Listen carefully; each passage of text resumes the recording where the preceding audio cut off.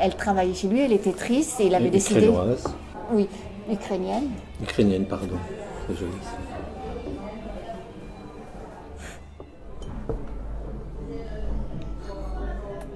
L'histoire que m'avait racontée mon institutrice de 6e primaire, je ne l'ai jamais racontée en public, jamais. Ça parlait d'un petit garçon, ce petit garçon qui devient tellement touché par la tristesse de cette femme qui travaille chez lui, qui est une bonne à tout faire et qui est ukrainienne, et qui va tout faire pour lui faire une icône, pour qu'elle se sente chez elle, chez lui.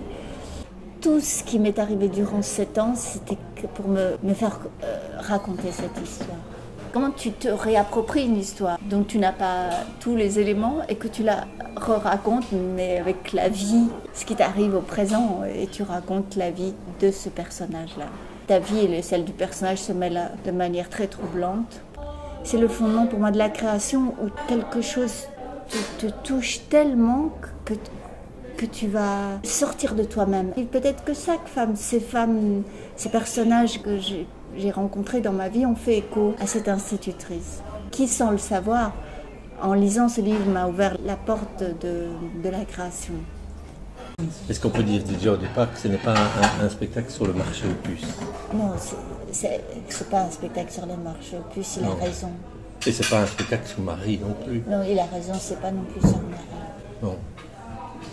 Et c'est beaucoup de choses, hein. Faut l'écouter.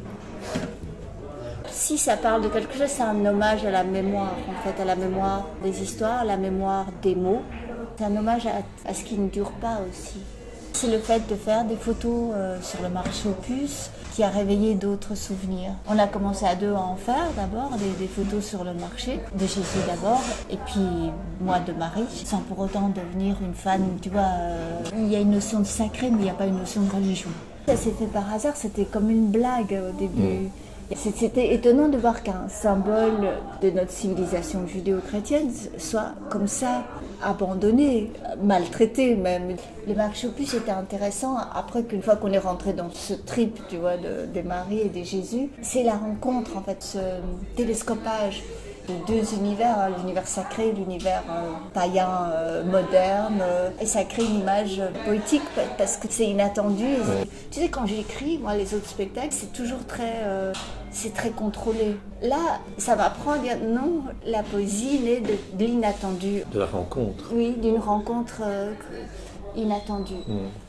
Et ça a été un aller-retour constant entre donner la vie, que ce soit aux histoires, que ce soit aux objets, que ce soit alimenter ma fille.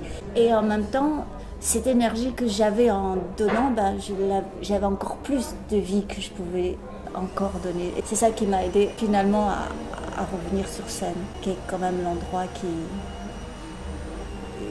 où tu brilles, où tu es lumineuse. Où je vis.